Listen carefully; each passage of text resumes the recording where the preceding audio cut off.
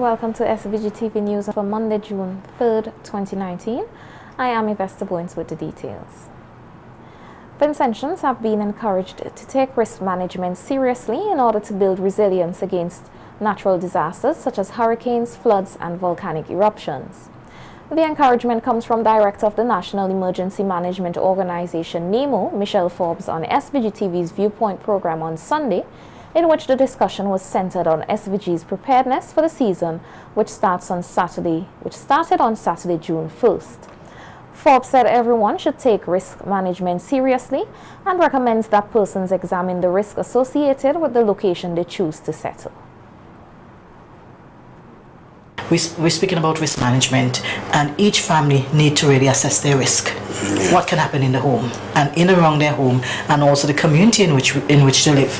One of the things that we are seeing is that persons moving to communities that they did not grow up in, and they don't know what hazards or threats that those communities would have faced 40, 50 years ago. And they go and they build their nice, lovely homes in an area that they didn't realize was a swamp before, or was a floodplain before. And we saw that happening in 2013, for example, down in the Pembroke area, that side. And so we need to assess our risk. That whole risk management is priority. Assess the risk, and basically you make a decision on which risk that you think that you can start to manage a little better. And then that will determine, of course, again, whether you decide to have an insurance policy or not. But really to look at where you're living. That is the first key thing, where you're living in relation to the different hazards or threats that you can face. Forbes said it is important for persons to pay attention to the way one's house is constructed to ensure that they are built as strong as possible and not to take shortcuts when building their homes. Looking at your structure. When the hurricane season, you need to really pay attention to the structure, especially your roof and your structural walls. And when you're constructing, I want to encourage persons not to chinks on the materials, not to chinks, and I'm speaking local to not to chinks. If the contractor tells you need 10 or 12 lengths of steel, don't do 5 and take the money and then buy a vehicle or something like that. We find that happening a lot in the construction process, in that persons borrow the loan because they do an estimate for a house, but they take out some and they cut short something in the whole construction phase, and it's making your structure weaker, because we have seen homes build the entire side of a house, not one single length of steel. The NEMO director said some financial institutions invested in buildings which were not constructed with adherence to the building codes, making them less resilient to many hazards.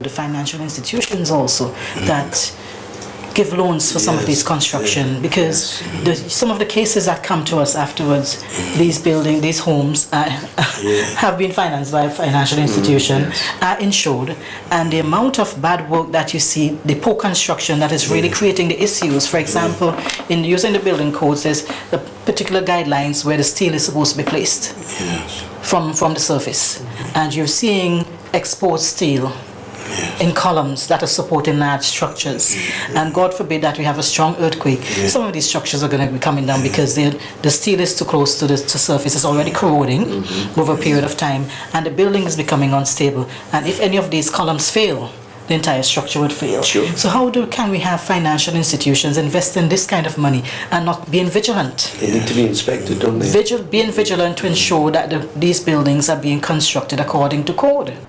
Meanwhile, Chartered Insurance Practitioner Joe Sheridan said one must look beyond property insurance when preparing for the hurricane season.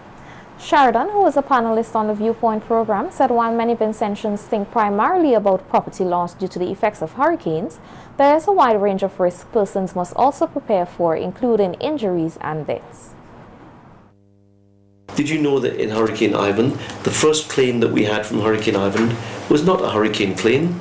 It was a burglary claim, because people took advantage of the situation, okay? But look at the people who have to do emergency service work. They go out under incredibly dangerous circumstances. They get injured on the job. There are employees' insurance and so on that's involved there. And finally, there's business interruption. Businesses that are in business to make a legitimate profit all of a sudden find they're making losses. So they get hit for 6. So all of these things. So when we're thinking hurricane season, we can't restrict our thoughts purely to property insurance. We've got to think wider than that, and if possible to think of risk management, because the things that we do or don't do can make a huge difference to the outcome. The Chartered Insurance Practitioner said one must also pay close attention to rebuilding efforts after a natural hazard. He said there is a tendency to ignore building codes and good practice during the rebuilding phase, which has serious future implications. Want to get into their own homes. Yes. All the people whose homes have been destroyed, they want to get back into their own homes. It's a natural feeling. So very often there's a tendency to ignore the need to build back better, because it's overtaken by the emotional urgency to get back into your own place. So there's a tendency for people maybe to say, look, I should make it stronger, but right now I just want to get back into my own home. And that would mean that all the good work is undone, because the same thing could happen again. Look at, is it Dominica twice there, revisited, with storms. It means that lightning can strike twice and you'd get hit again, and we wouldn't be any better off. So whatever we do, we need to do it better than before for resilience purposes. Alan Judaya and Milan Compton, both of the Girls High School, took the top prizes for the 2019 essay competition hosted by the Ministry of Foreign Affairs and Trade. 9 schools from the primary, secondary and tertiary level participated in the competition in 2 categories, Envoy and Ambassador. The top 5 essays in each category was presented in the ministry's diplomatic courier. Speaking at the prize-giving ceremony on Friday, Permanent Secretary in the Ministry of Foreign Affairs, Sandy Peters-Phillips, said the topics of the essay competition touched on issues such as trade and consular affairs and gave the participants the opportunity to share their views on these matters while testing their writing skills. Given the sterling efforts of these students, we have produced a special edition newsletter to highlight their essays. The top 5 from the Envoys category and the top 5 from the Ambassadors category. So I think you all would have had a copy of that. Okay. So in this light, we want to showcase the promise of our nation's youth as we commence preparations to celebrate the 40th anniversary of independence in St. Vincent and the Grenadines. If I may say so myself, there is a lot to celebrate and there is much promise for our nation's youth, like those who sit with us this morning. Yeah? Okay, we look forward to our annual essay writing competition in 2020, and we trust that we would have even more schools represented. Be good ambassadors and envoys. Share the competition with your friends and family members, and together, let us build a cadre of well-researched, knowledgeable, and enthusiastic students. Minister of National Mobilization and the Youth, Frederick Stevenson, said such competitions help to build students' research and writing skills and encourage the students to remain focused on their academic development. You are becoming more socially conscious students who will be able to make meaningful contributions to our society. I want to encourage all of you to continue along this path. It is important that you do not lose focus on all the positives that you have achieved and that you are capable of achieving. If you lose focus, not only would you fall short of your potential, but you will stand to become socially maladjusted.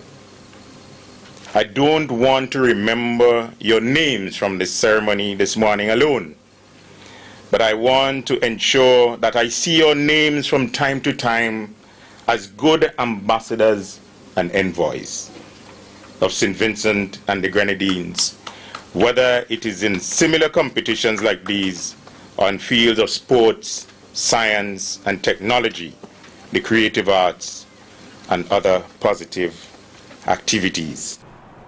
Despite the challenges currently facing Venezuela, the country continues to lend support to other countries in the Caribbean, including St. Vincent and the Grenadines. In an interview with SVG-TV News, Venezuelan ambassador to SVG, Francisco Perez, revealed that 20 scholarships will be made available to Vincentians to study in Venezuela. He said 10 of the scholarships will be for persons who would like to pursue studies in the field of medicine. Thing in other program, no? For example, sport training, sport science, electricity, mechanic, chemical process, instrumentation and control, computer engineering, tourism, administration, integral community design, political economy, architecture, social communication, political studies and government, gas, environmental management. There are 33 different subjects that the people of St. Vincent, the students, the young people can do in our country. More than 50 Vincentians have benefited from scholarships through the Venezuela government. Ambassador Perez also stated that plans are in the pipelines to recommence the American mission, which provides eye care for Vincentians. The Venezuelan ambassador said direct flights from Venezuela to SVG are also in the pipeline. Directly or to fly directly from St. Vincent to Venezuela and from Venezuela to St. Vincent. This is is through our airline Conviasa. Is a national airline. The airline belongs to the people of Venezuela, and they are with a very huge program to open operation in different parts of the Caribbean and the world. We already talk and have a meeting with the government of St. Vincent. They are agree with that, and of course, you know that all that is good for open the tourism in St. Vincent is good for Venezuela. The 158th anniversary of the arrival of Indians to SVG was observed over the weekend, with a call made for more recognition to be given to the Indian culture and heritage locally. The highlights of the celebrations at Rawaku on Sunday afternoon were an award ceremony and the launch of the Indian Heritage Foundation's website. Larissa Pugs-the-Kid tells us more in this report. June 1st annually is observed as Indian Arrival Day here in SVG. The celebration activities hosted for this special occasion by the SVG Indian Heritage Foundation culminated on Sunday at a special event at Rawaku, which featured a culture group from Suriname. The event followed the morning's activity at Indian Bay of the reenactment of the arrival of Indians to SVG 158 years ago. Featured speaker at the Indian Arrival Day celebrations at Rawaku, historian Dr. Adrian Fraser, emphasized the significance of the day while also reflecting on the struggles of the indentured servants in SVG, which he said must never be forgotten or taken for granted. Having known about the sacrifices of your ancestors who had prepared the way for you, it is your obligation to carry on this message and to prepare a path for your children and grandchildren. Government officials, including Prime Minister Dr. Ralph Gonsalves and the opposition leader Dr. Godwin Friday, attended yesterday's event. It was during his speech that Prime Minister Dr. Ralph Gonsalves gave recognition to women of Indian descent for their contributions in nation building. But the women were insisting on proper education. And for all these reasons, the 2019 Indian Arrival Day, I want to big up the Indian women in St. Vincent and the Grenadines for their immense role in the development of their families, communities, and of this nation. Leader of the opposition Dr. Godwin Friday praised SVG's Indian Heritage Foundation for seeking to revive the Indian culture and says he also values their contribution to nation building and asks that they do all in their power to preserve the Indian culture and heritage. You know, we also need in that preservation to have a proper history of this country written. Many of us have said it over the years, but very little has been done. It is estimated that 5% of the population in SVG is made up of Indians. This is the 12th year that Indian Arrival Day has been observed, and according to President of the Indian Heritage Foundation, Junior Bacchus, Indians in SVG have benefited in several ways from the Indian government. If you can prove that you have your grandparents or your great-grandparents came out of India, you can get full citizenship of India. So long ago, about 5 years ago, it was a PIO status, people of Indian origin, where you were given 6 months visa. Now you are given the opportunity for full citizenship with all the rights as any other Indians, benefits from their medical and educational services, with only one thing you cannot get. That is the right to buy agricultural land. At yesterday's event, the Indian Heritage and Cultural Foundation recognized 6 outstanding Vincentians of Indian descent, with Hanif Sutherland being the Distinguished Honoree for 2019. The Foundation's website and Facebook page were also launched at Sunday's event. Reporting for SVG-TV News, Larissa Pugsley-Kidd.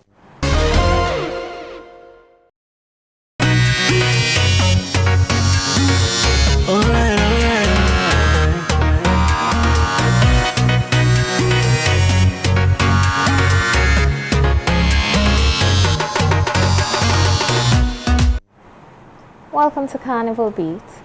Sharika Rodney, Miss Musty Company, was crowned Miss SVG 2019 Saturday night at Victoria Park. Rodney won 3 of the 4 judged categories of the competition to take the title. The pageant drew a large crowd despite the weather conditions. Larissa Pugsley-Kidd was there and files this report. SVG 2019 goes to Miss Musty Company Limited, Sharika Rodney. 20-year-old Sharika Rodney of Greggs walked away with this year's Miss SVG title. 5 other young ladies competed in the pageant on Saturday, June 1st at the Victoria Park. First runner-up went to Miss Metrocent General Insurance Company Limited, Silvorn Lavia, while Miss Flo Sonia Delicia was judged second runner-up. The delegates were judged in 4 categories: swimwear, talent, evening wear, and interview. This year's Miss SVG copped Best Swimwear, Best Evening Gown, and Best Interview. Delegates were asked 2 questions for the interview segment of the competition. One was based on their biography and the other a general question. Rodney's first question was what personal skills or traits she possessed that will make her a good forensic accountant. Yes, and that is one skill that I possess to become a forensic accountant. I also believe in integrity, because fairness is the only way a business can run smoothly. I am also a responsible person, so if I am to work with companies throughout St. Vincent and the Grenadines, I will ensure that I make sure they adhere to ethical business practices. That way, their business will run smoothly. Proud favorite 22-year-old police officer Silvorn Lavia, Miss Metrocent Insurance Company Limited, who took the first runner-up position, won Best Talent for her rendition, Fight Back. Woman put up a fight, and when they try to insult we and make our life unhappy, put up a fight. Miss Congeniality went to Miss Massey Stores SVG Limited, while Miss Photogenic was Miss Vincentian Chocolate, Megan Graves. The other contestant in the pageant was Kirsten Modest, Miss Lotto. This year's Miss SVG won herself a 3-year university scholarship worth $80,000 EC dollars. Thank you to everybody who came out tonight. Truly appreciate it. Prior to the start of the show, the late former Member of Parliament John Horn was remembered for his contribution to culture. Local artists entertained the crowd during segments, and despite the heavy showers, Trinidadian Nadia Baston did not disappoint. Reporting for SVG-TV News, Larissa Pugsley-Kidd.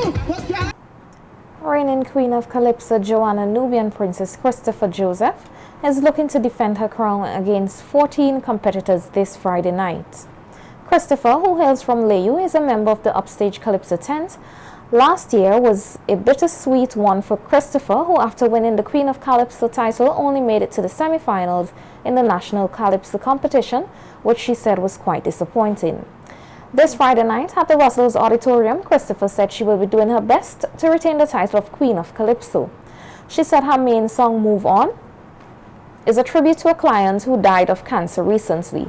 She said the song is also to empower women and men not to allow anything or anyone to stop them from achieving their goals. So I'm all excited. I'm like, I got a good calypso for you. I'm singing Move On.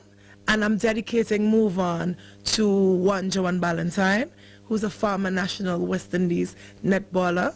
She recently passed away from cancer. And that's my client. I miss her so much. And every time I go there and I feel like giving up, and I tell her what I'm going through, she would say, Joanne, move on. You gotta forget about your petty differences with people and just move on with your life. You can't stick up one place. So this calypso that I have this year, Move On, you know, everybody fighting over politics. You remember the days when you could have lost somebody's child, and when the child go back home, the parents would beat the child? I'm seeing parents going into the schools and cussing teachers, you know, and we need to move on with our lives in a positive way. And this is what I have for my girls. I'm always empowering women. This is what I have for the women and men, to move on with their lives in a positive way. Christopher has her eyes set on taking the titles for both the Queen of Calypso and the National Calypso Monarch this year, noting that she has put aside her other love, that of netball, to focus primarily on the 2 upcoming Calypso competitions. Queen of Calypso this year. Well, I'm hoping to retain my title, and I just want to take this opportunity as well to thank Lonzel and Miss Jean Johnny Findley. They're my team and they're behind me and they're doing their utmost best to make sure that I regain my title, and I'm going to do my fans proud. I've been taking care of my voice, I've been exercising, I've been praying, mostly praying a lot, and I've been focused, keeping away, locked in for a while, just being focused on my music and what I want to do. Because last year in the semifinals, I had a mishap. I think maybe I was too excited or something and I came in a bit too fast. But it happens. That's what you call human nature, you know? And I have to come back this year. I have to. I must. So that's why I'm trying to keep focused. A lot of people are not seeing me much. It's because I'm trying to be as focused as I can, because I want to I have a lot of fans. I didn't even know that. I'm walking through St. Vincent. I mean, I've been playing netball for years, and people say, oh, netballer. But now people are coming up to me and grabbing me. I'm like, what do you have for me this year? All right.